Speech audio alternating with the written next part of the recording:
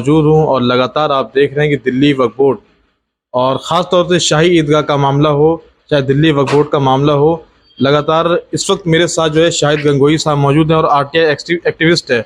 लगातार इन्होंने आरटीआई लगाकर तमाम ऐसी इन्फॉर्मेशन इकट्ठा करी है जो जब लोगों के सामने चीज़ आई तो लोग बहुत। सबसे पहला सवाल मेरा आपसे यही होगा कि जिस तरह हमने देखा कि शाही ईदगाह का मामला उठा तो आपने आरटीआई लगाई और तमाम इन्फॉर्मेशन आपने कलेक्ट की, तो उसमें किस चीज़ का खुलासा हुआ, क्या सामने बात आई निकल कर?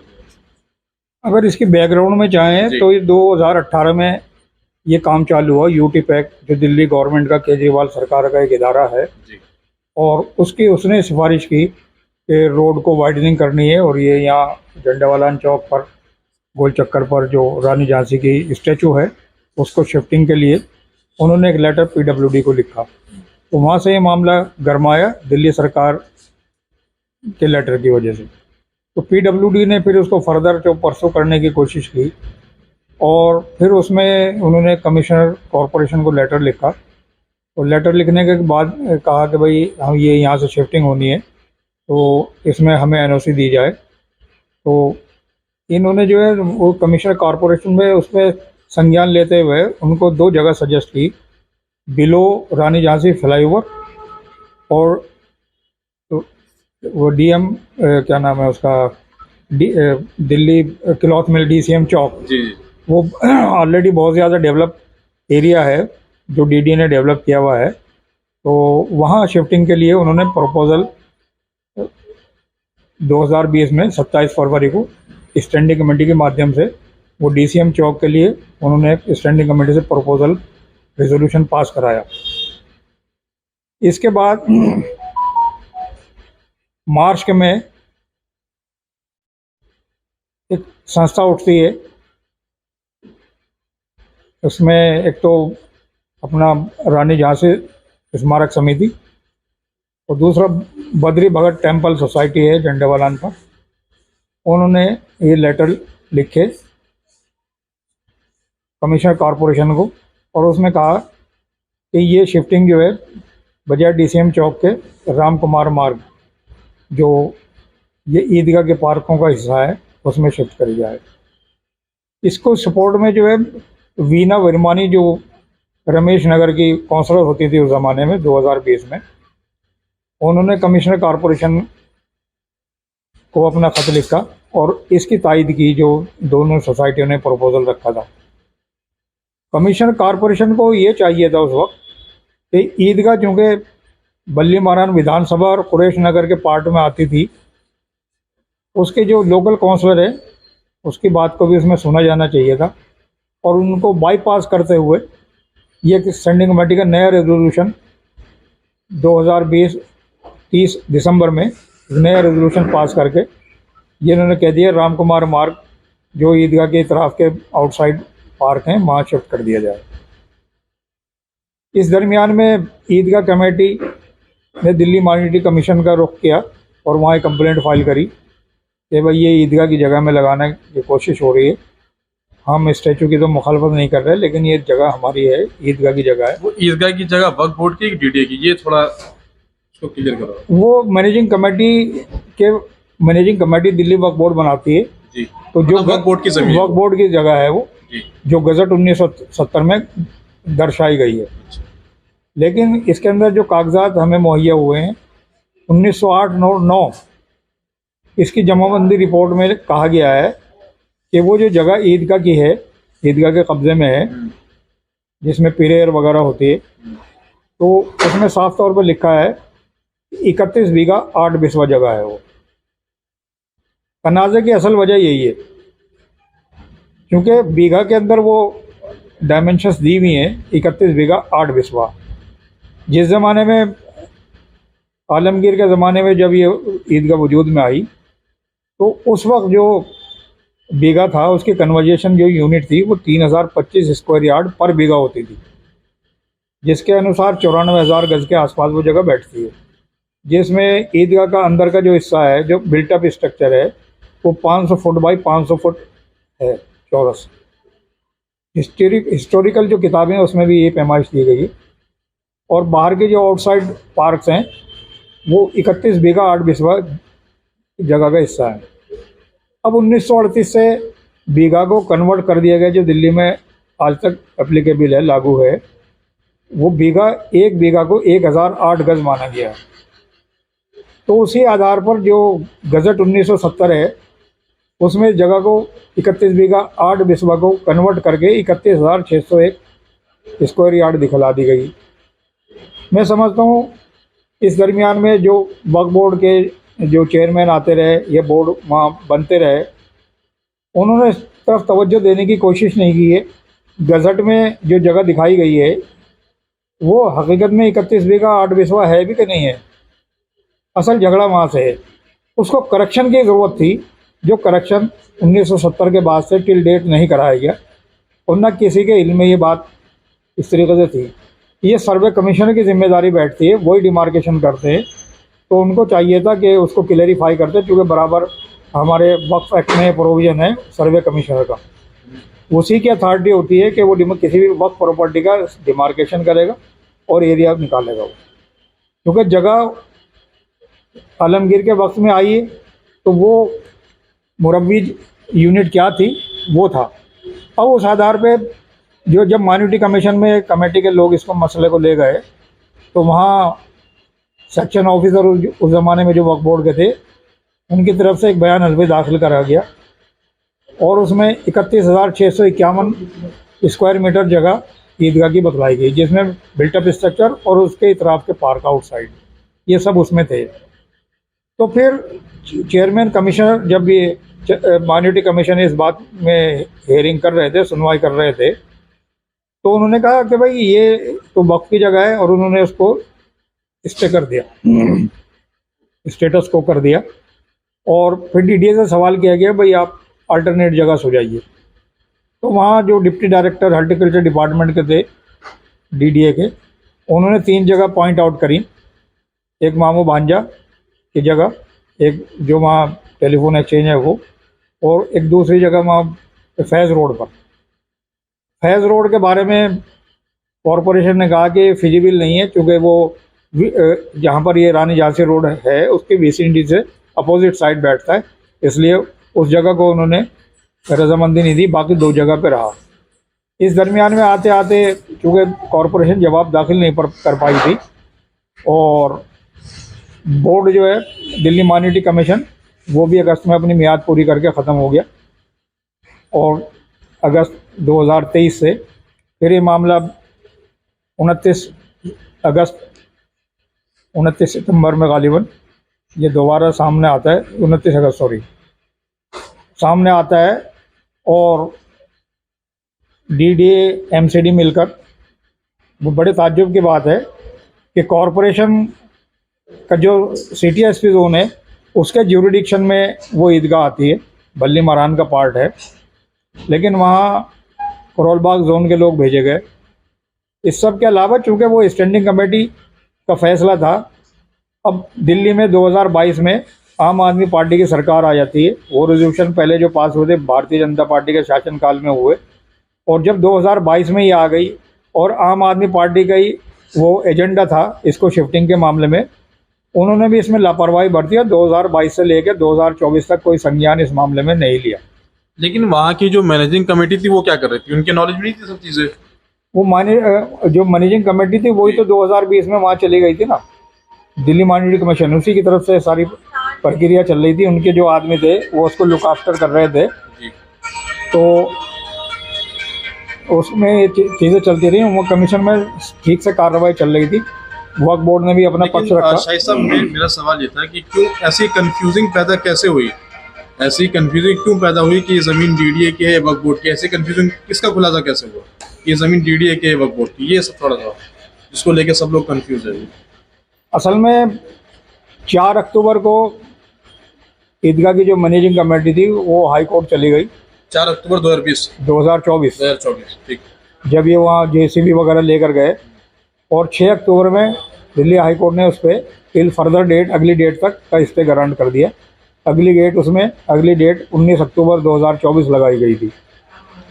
तो उसमें 6 अक्टूबर में जब ये स्टे गारंट करा, तो कोर्ट ने कॉरपोरेशन और डीडीए से हलफनामा दाखिल करने के लिए कहा था, दिल्ली वक्फ बोर्ड से हलफनामा नहीं मांगा था।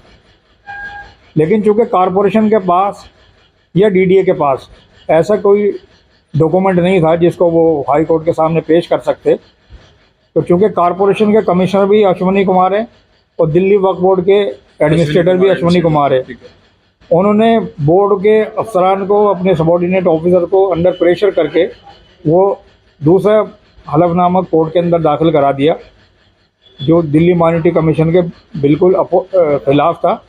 और जो सबमिशन एग्जीक्यूटिव ऑफिसर रेहान रज़ा ने डीसीपी नॉर्थ को अपने 29 अगस्त के लेटर में रिपोर्ट कर रखी है 30 अगस्त में, उसमें उन्होंने यही कहा कि ईदगाह का पूरा हिस्सा जो है, पार्क जो है, वक्फ बोर्ड के हैं। लेकिन अश्वनी कुमार जो एडमिनिस्ट्रेटर हैं उनके दबाव में ये हलफनामा दाखिल किया गया और इस वजह से अच्छा उस हलफनामे में एक बात और है, चलिए हम थोड़ी देर के लिए मान लेते हैं कि पार्कों का हिस्सा वक्फ बोर्ड का नहीं है। सेक्शन ऑफिसर ये तो कह सकता था अपने एफिडेविट में कि हमारा जो वक्फ बोर्ड की प्रॉपर्टी है वो बिल्ट अप स्ट्रक्चर है, बाहर के पार्कों को उसने डीडीए का कह दिया, उसके पास कौन सी अथॉरिटी थी?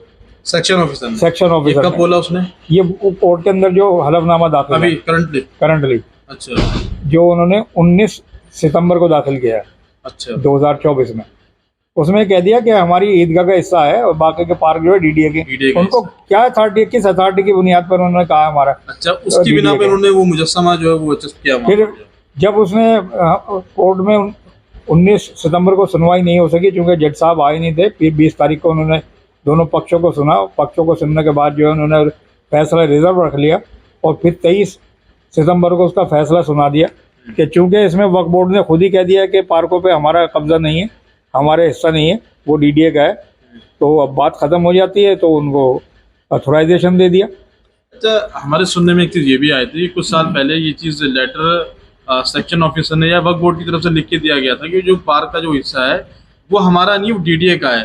तो जब ये, तो फिर कोर्ट ने ये भी कहा कि जब आप लोगों को इस चीज़ का इल्म था तो उसने आप लोगों ने चैलेंज क्यों नहीं किया? तो ये भी एक सवाल था। मतलब ये चीज़ 20 साल पहले लिख के दी गई, ऐसा है क्या? नहीं, अभी तक जो स्क्रूटनाइज हो गए पेपर्स आए हैं जी, उसमें ऐसा कुछ नहीं है कि इन्होंने करंटली ऐसा लिख के दिया है कि ये डीडीए की जमीन है। अब नए एफिडेविट में दिया है ये कि भाई ये जो है हमारा नहीं है और बाहर का हिस्सा जो है डीडीए का है। रेहान रज़ा की मौजूदगी में, हाँ, रेहान रज़ा का इसमें कहना यह है कि दिल्ली सरकार ने, चुनाव आयोग ने उनकी ड्यूटी महाराष्ट्र के चुनाव के लिए लगा दी थी। अच्छा, वो वहाँ गए हुए थे और वहाँ से आने के बाद उनको कुछ हेल्थ प्रॉब्लम हुई और इस दरमियान में जब ये हलफनामा दाखिल किया गया वो मेडिकल लीव पर थे, उनका ये कहना है। लेकिन जो खबरें अंदर से आ रही हैं वो लीव पर ज़रूर थे, लेकिन जब ये एफिडेविट तैयार हो रहा था वो बोर्ड के अंदर ही मौजूद थे, ऐसे भी सूत्रों से खबरें मिली हैं। अच्छा, आपकी मैं कई सारी पोस्टें देख रहा हूँ लगातार, आप ये कह रहे हैं कि दिल्ली वक्फ बोर्ड का सीईओ रेहान रज़ा को उसको इस्तीफा देना चाहिए, क्यों ऐसा आप कहते हैं या क्यों ऐसा लगता है कि उनको इस्तीफा देना चाहिए उनकी कामकाज के लिए? देखिए, वक्फ एक्ट के सेक्शन 26 में जी ये बात कही गई है कि दिल्ली वक्फ बोर्ड की जो बॉडी होती है जिसका एक चेयरमैन होता है, 6 मेंबर्स होते हैं जी, वो अगर कोई ऐसा रेजोल्यूशन अपनी मीटिंग में पास करते हैं जिससे वक्फ बोर्ड की संपत्तियों को नुकसान पहुंचने का अंदेशा होता हो, जी तब तो ऐसी सूरत में वो उस रेजोल्यूशन को दोबारा से बोर्ड की मीटिंग के लिए अप्रूवल के लिए भेजता है। उन्होंने किया नहीं है, तो वो संशोधन अगर बोर्ड की मीटिंग में, अगली मीटिंग में भी नहीं होता है और उससे बराबर निरंतर बोर्ड की संपत्तियों को या बोर्ड को नुकसान पहुंचने का अंदेशा होता है, तो ऐसी सूरत हाल में दिल्ली वक्फ बोर्ड के या किसी भी वक्फ बोर्ड के चीफ एग्जीक्यूटिव ऑफिसर को ये इख्तियार हासिल है अपने कमेंट्स लगाकर वो रिपोर्ट डायरेक्ट जो है ना दिल्ली सरकार के रेवेन्यू डिपार्टमेंट, ये जो भी उसको लुक आफ्टर कर रहा है उस डिपार्टमेंट को भेजता है, जो यहाँ नहीं किया गया। बराबर निरंतर जो है रेजोल्यूशन पास हो रहे हैं, ऑर्डर्स जारी हो रहे हैं और रेहान रज़ा साहब को सेक्शन 26 में जो पावर है वो इसका इस्तेमाल नहीं कर रहे हैं। तो इसलिए कसूरवार तो मैं उन्हीं को मानूंगा, क्योंकि जो एडमिनिस्ट्रेटर मुकर्रर करे गए हैं वो असंवैधानिक है, क्योंकि वक्फ एक्ट में ऐसा कोई एडमिनिस्ट्रेटर मुकर्रर करने का इख्तियार और यह प्रोविज़न नहीं है। वहाँ एक प्रोविज़न ये ज़रूर है सेक्शन 99 में कि जब बोर्ड के हालात ठीक ना हो, वहाँ करप्शन ज़्यादा हो गया हो, ठीक तरीके से नहीं चल रहा हो, एडमिनिस्ट्रेटिव कोई प्रॉब्लम आ रही हो, ऐसी सूरत में स्टेट गवर्नमेंट उसको भंग करने का इख्तियार रखती है और जब भंग कर दिया जाता है तो उसकी 6 महीने की मुद्दत के अंदर अंदर इलेक्शन कराना ज़रूरी है, और अगर हालात ना बनते हों तो अगले 6 महीने के लिए भी उसको पेंडिंग रखा जा सकता है। एक्ट में सीधा सीधा लिखा हुआ है कि 1 साल से ज़्यादा उसको पेंडिंग इलेक्शन को नहीं रखा जा सकता। आज 14 महीने गुजर गए हैं, 1 साल पार हो चुका है, और वो बोर्ड का पुनर्गठन होने की प्रक्रिया परसों कुछ शुरू हुई है। तो इसलिए कसूरवार मैं इसमें चीफ एग्जीक्यूटिव ऑफिसर को ही मानता हूँ, तो उन्हें, क्योंकि उनको जो पावर सेक्शन 26 में है उसका इस्तेमाल उन्होंने नहीं करा। अच्छा, मैं इसी बीच में एक सवाल मैं ये भी देख रहा था कि आप तमाम चीज़ों को देखते हुए जो इमामों की तनख्वाह का मामला है, एक तो वो इमाम जिसको अमानतुल्लाह के ज़माने में मतलब उसको बहाल किया गया, लेकिन जो है उसको मतलब इलीगल बता के उन तमाम इमामों को जो है वो हटा दिया गया, उनको कोई तनख्वाह नहीं दी गई, लेकिन अब भी वो तमाम इमाम और मौज़िन अपनी ज़िम्मेदारी मस्जिदों में निभा रहे हैं। हमने खुद देखा अपनी आंखों से जाके। तो उनकी उनका लगभग 30 से 35 महीनों की तनख्वाह बाकी है, और दूसरे जिनको लीगल बताया उनकी भी लगभग 15 से 20 महीने की तनख्वाह बाकी है। इसके ऊपर भी आपने बोला है। देखिए, ऐसा है, उसमें मैं आपके चैनल के माध्यम से इस बात को वजाहत कर देना चाहता हूँ। एक सुप्रीम कोर्ट में इमामों की तनख्वाहों को लेकर एक रिट पिटीशन में फैसला है सुप्रीम कोर्ट का जी। उसमें यह क्लेरिफाई नहीं है कि साहब इमामों को ऑनरेरियम दिया जाएगा। इमामों का जिक्र है, इमाम वक्फ बोर्ड के मुकर्रर करदा औकाफ की मसाजिद में होंगे या मैनेजिंग कमेटी वालों में होंगे, वो साइलेंट क्लॉज है। तो उस एतबार से तमाम इमाम जो मसाजिद में नमाज़ पढ़ा रहे हैं, चाहे वो अंडर कंट्रोल वक्फ बोर्ड हो या मैनेजिंग कमेटी हो, वो सब उस फैसले की रूह से मैं समझता हूँ ऑनरेरियम लेने के हकदार हैं। अब बोर्ड ये कहता है कि हम सिर्फ उन इमामों को तनख्वाह देने का ज़िम्मेदार हैं जो बोर्ड की मसाजिद में जो उनके ज़ेर कंट्रोल बराह रास्त हैं, जिनकी तादाद कमोबेश 195 के आसपास गालिबन है। तो इतने इमामों को हम हकदार हैं देने के लिए। लेकिन बड़ी ताज्जुब की बात है, जो जिनको वो हकदार मानते हैं कि हमारी जिम्मेदारी है उनको तनख्वाह देना, ऑनरेरियम देना, उनका भी रुका हुआ है। उसकी सबसे बड़ी वजह यह है कि जो बोर्ड के चेयरमैन हैं अमानतुल्लाह साहब, उन्होंने जब सारे इमामों को ईवान गालिब में जमा करके ऑनरेरियम और तनख्वाह दिलवाई, उस ज़माने में उन्होंने किया ये कि वो गारंटी नेट जो सरकार से, दिल्ली सरकार से आती है, उसमें जोड़ दिया सबको। जोड़ने के बाद तनाज़ा शुरू हो गया। दूसरे रिलीजियस कमेटियों के लोगों ने कहना शुरू कर दिया, जब वक्फ बोर्ड के इमामों को तनख्वाह गारंटी नेट से मिल सकती है तो मंदिरों के पुजारियों को, ग्रंथियों को, गुरुद्वारे की क्यों नहीं मिल सकती। वो एक तनाज़ा खड़ा हो गया और उस पर बराबर निरंतर वहाँ ऑब्जेक्शन लगा हुआ है। जबकि जो इमामों को, बेवाओं को ऑनरेरियम या वजीफ़े दिए जाते हैं, इससे कबल जितने भी दिए गए हैं, वो जो वक्फ फ़ंड होता है, वक्फ फ़ंड वो होता है जो मतलब जो औकाफ के अंडर में जो मैनेजिंग कमेटी हैं उनकी जो आमदनी है उसका 7% जाता है। जो औकाफ के प्रॉपर्टी है उनका किराया होता है। वक्फ की जायदादों पे जो होर्डिंग्स वगैरह, एडवर्टाइजमेंट के बोर्ड लगे हुए हैं, उनसे जाता है। कुछ लोग चंदा वगैरह अतिया देते हैं, वो वक्फ फ़ंड कहलाता है। उस वक्फ फ़ंड में से बेवाओं की और इमाम मुअज्जिनों की तनख्वाहें जाती हैं, जो वक्फ फंड से नग देकर उनको ग्रांट में जोड़ दिए। तो टेक्निकल नुक्ता है। तो मैं समझता हूँ रिवेन्यू की मिनिस्टर ने आतिशी, वो मुख्यमंत्री भी इस वक्त हैं। अच्छा, आप लोग की मुलाकात भी हुई है इस बीच में मुख्यमंत्री से, ऐसा कुछ हुआ है? मुख्यमंत्री को हमने जो है ना थ्रू डाक जो है मेल के हमने ज्ञापन वगैरह दिए हैं। हमारी बराह रास्त अभी बात नहीं हुई है उनसे। अलबत्ता ईदगाह कमेटी उनसे मिली थी अपने ईदगाह के इशू पे। इमाम और मुअज्जिन की बात हम बराबर उठा रहे हैं। कल भी हम इस बारे में कुछ पेशकदमी करने वाले हैं। तो इसलिए जो है ना ये जिम्मेदारी बैठती है, दिल्ली सरकार के रिवेन्यू और फाइनेंस डिपार्टमेंट की। इस सब को क्लेरिफाई करके कम से कम उनकी तो तनख्वाहें जारी हों, जो रेगुलर इमाम हैं उन मसाजिद में जो ज़ेर कंट्रोल हैं बराह रास्त वक्फ बोर्ड के। तो उनके साथ ये नाइंसाफ़ी हो रही है, उनका लिवलीहुड बड़ा मुश्किल से चल पा रहा है। तो ये इसमें ज़बरदस्त संज्ञान लेने की ज़रूरत है। मैं समझता हूँ इसमें अगर चीफ एग्जीक्यूटिव ऑफिसर रिहान रज़ा साहब इसमें दिलचस्पी रखते और उनमें पावर को इस्तेमाल करते, वो उनके मसाइल को आगे हाई कमांड तक ले आ सकते थे। अच्छा, अभी लगातार मैं देख रहा हूँ कि आप लोग पोस्ट भी कर रहे हैं कि जल्द से जल्द जो है वो वक्फ बोर्ड कमेटी की तश्कील की जाए। तो इसमें ताख़ीर की क्या वजह मानते हैं? कि कोई सियासी प्रेशर है, क्या रीजन है, या वक्फ बोर्ड के साथ कुछ इस तरह का मसला भी, वक्फ बोर्ड औकाफ का मसला भी चल रहा है, क्या लगता है आपको? देखिए, जब 26 अगस्त 2023 में दिल्ली वक्फ बोर्ड की मियाद मुकम्मल हो गई थी, तो उसमें प्रोविज़न होता है कि 6 महीने के अंदर अंदर करनी है। तो उस हिसाब से 3 अक्टूबर 2023 को ये कार्य दिल्ली के डिवीजनल कमिश्नर जो इलेक्शन अथॉरिटी होते हैं उनकी तरफ से एक लेटर जारी हुआ था chief executive officer Delhi Waqf board, और उनसे कहा गया था कि भाई हमें जो है ना मुतवल्लियों की एक लिस्ट दी जाए जिससे उनका इलेक्टोरल रोल तैयार किया जा सके। 3 अक्टूबर 2023 के बाद दिल्ली वक्फ बोर्ड एक लेटर जारी करता है और मैनेजिंग कमेटी को कहता है भाई अपना ऑडिट करा लो। हमारा उस पर ऑब्जेक्शन दाखिल हुआ 6 नवंबर 2023 में दिल्ली के lieutenant governor, division commissioner plus chief executive officer Delhi Waqf board. हमने कहा जब 3 अक्टूबर को इलेक्शन अथॉरिटी ने लेटर जारी कर दिया कि इलेक्टोरल रोल बनाने के लिए हमें नाम भेजे जाए मैनेजिंग कमेटियों के, तो वो तो आचार संहिता लागू हो गई।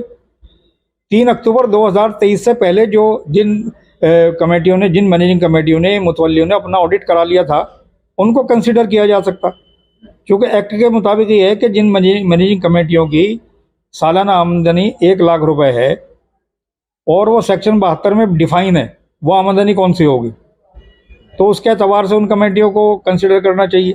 लेकिन रिहान रज़ा साहब के दस्तखत से एक लेटर 21 अक्टूबर 2023 को कहा जाता है भाई मैनेजिंग कमेटी अपना ऑडिट कराओ। भाई क्यों कराओ? जब वो करा नहीं पाई तो डिस्क्वालिफिकेशन में जाती हैं, ये उनकी जिम्मेदारी थी ऑडिट कराने की। जब 3 अक्टूबर को आपको लेटर दे दिया डिवीजनल कमिश्नर के भाई आप मैनेजिंग कमेटी को लिए, तो इसका मतलब भाई भतीजावाद ये अपने चहितों को बोर्ड में भेजने के लिए, इलेक्टोरल रोल में मेंबर बनाने के लिए उन्होंने एक नई घोषणा कर दी कि भाई ऑडिट कराया जाए। और उस ऑडिट में कुछ ऐसी चीज तथ्य भी सामने आए कि साहब आमदनी तो उस मस्जिद की कुछ है नहीं, कबाड़ बेच, ये बेच, वो बेच, वो जो आमदनी का हिस्सा नहीं होता है, कुछ चंदा दिखाया, नजराना दिखाया, जबकि सेक्शन 72 जो है वक्फ एक्ट का वो क्लियर कट कहता है कि जो नजराने होते हैं वो आमदनी का हिस्सा नहीं होंगे। आमदनी का हिस्सा होगा जो किराया आता है प्रॉपर्टी को, किसी भी औकाफ प्रॉपर्टी को किराया वगैरह आता है, वो उसकी आमदनी का हिस्सा माना जाएगा। और उसमें ऑडिट में जो है ना वो अपना आपको 1 लाख से ज़्यादा आमदनी दिखाने के लिए उस मस्जिद में कहाँ से कबाड़ आया, कैसे बिका, ऐसी बहुत सारी मस्जिदें हैं जिस पे हमने ऑब्जेक्शन फाइल करा था और उनको कंसिडर करने की कोशिश की गई। हमने आज भी एक अपना खबर शाया करी है कि भाई वो पर्दाफाश, किस चीज़ का पर्दाफाश इस बात का 3 अक्टूबर 2023 को जब डिवीजनल कमिश्नर कह रहे हैं लिस्ट दे दो, और उस पर फिर 21 अक्टूबर 2023 को लेटर जारी करते हैं ऑडिट का सीओ साहब, और उसके बाद वो मामला पेंडिंग चले जाता है, ठंडे बस्ते में चले जाता है। और उसका नतीजा ये होता है कि साहब 10 जनवरी 2024 में लेफ्टिनेंट गवर्नर एक एडमिनिस्ट्रेटर अश्विनी कुमार को मुकर्रर कर देते हैं वहाँ कमेटी न तश्कील करके जी। तो यही खराबी की सबसे बड़ी वजह यह है, एडमिनिस्ट्रेटर के आने के बाद जो है हम वक्त की बहुत सारी प्रॉपर्टी को नुकसान पहुंचा। और मैं तो ये बात कहता हूँ असंवैधानिक रूप से एडमिनिस्ट्रेटर को मुकर्रर किया गया क्योंकि प्रोविजन एक्ट में नहीं है। चलिए मान लिया जाए एडमिनिस्ट्रेटर को मुकर्रर कर दिया गया है, हाँ, तो एडमिनिस्ट्रेटर या चीफ एग्जीक्यूटिव ऑफिसर या कोई भी ऑफिसर अपने डिपार्टमेंट की रक्षा करता है, सुरक्षा करता है, ना कि उसको बर्बाद करता है। एडमिनिस्ट्रेटर साहब और सीओ साहब ने मिलकर जो है ना खूब बर्बादी वक्फ बोर्ड की करी है। इनके खिलाफ जो है विजिलेंस इंक्वायरी और जो भी कानूनी चाराजोई है वो सरकार को करनी चाहिए। अब भी जेपीसी के अंदर एडमिनिस्ट्रेटर साहब बोर्ड की तरफ से जो पहले से दाखिल एक रिपोर्ट थी जी, उसमें एक नया रिपोर्ट लेकर पेश होते हैं और हाँ, तो उस पर जो है जेपीसी कमेटी के कुछ मेंबरान ने ज़बरदस्त एहतजाज करा कि एक हिंदू ऑफिसर की नियुक्ति करके बोर्ड की रिपोर्ट को कैसे बदला जा रहा है। सही बात। बोर्ड का संचालन के लिए एक्ट में मौजूद है मुसलमान ऑफिसर होगा, और जब दिल्ली की चीफ मिनिस्टर का लेटर आ जाता है कि हमारी अप्रूवल नहीं है तो आप किस हैसियत से पेश हुए हैं।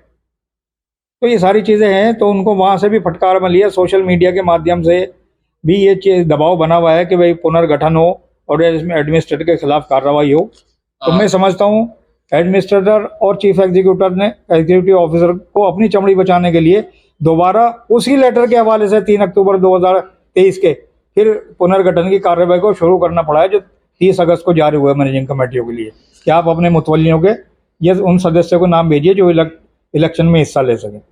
अच्छा, आखिरी सवाल शाहिद साहब ये है कि लगातार हम ये देख रहे हैं कि मुस्लिम तमाम लीडरान हैं। अगर हम शाही ईदगाह की बात करें, उस टाइम इमरान हुसैन वहाँ के एमएलए, क्या आपने मुस्लिम लीडरों से मुलाकात करने की कोशिश की है, कुछ ऐसा मामला हुआ? देखिए, हमने तो जो है ना मीडिया के माध्यम से दिल्ली के जो मुस्लिम एमएलए हैं, बल्ली मारान के जो एमएलए और मंत्री हैं इमरान हुसैन, जी, और उन्हें कुछ बोला भी नहीं, कोई वर्ड भी नहीं बोला? और जो हमारे मुस्लिम पार्षद हैं, काउंसलर हैं कॉरपोरेशन में, उन सब के ऊपर हमने सवाल उठाया है जी, कि ईदगाह लूटती रही, वक्त की प्रॉपर्टी लूटती रही, आप कुंभकर्ण की नींद सो रहे हो। ये सारी चीज़ें हमने मीडिया में दी। मीडिया भी इस बात का समर्थन कर रहा है कि नाइंसाफ़ी हो रही है। जी, सब मूक दर्शक बने हुए हैं, चाहे वो मंत्री हो मुसलमान या एमएलए मुसलमान हो, पार्षद मुसलमान हो। स्टैंडिंग कमेटी नहीं बनी है कॉरपोरेशन में, लेकिन हाउस तो है ना। हाउस में मौजूदा पार्षद कोई रेजोल्यूशन ला के इस सारी चीज़ के खिलाफ तो कर सकते थे, वो नहीं किया है। तो क्या पॉलिसी है, क्या राजनीति है, ये समझ से बाहर है। इसमें मैं समझता हूँ आम आदमी पार्टी जो कॉरपोरेशन में बैठी है या दिल्ली सरकार में, वो भी बराबर का कसूरवार मैं उनको मानता हूँ। क्योंकि आज वो, चूँकि इलेक्शन हमारे सर पे खड़े हैं, आज वो जेपीसी में वक्त अमेंडमेंट का समर्थन का वो मुखालफत कर रहे हैं, ये बधाई के पात्र हैं। लेकिन ये कदम इस तरीके के वक्त प्रॉपर्टीज़ को बचाने के लिए सरकार को पहले से उठाने चाहिए।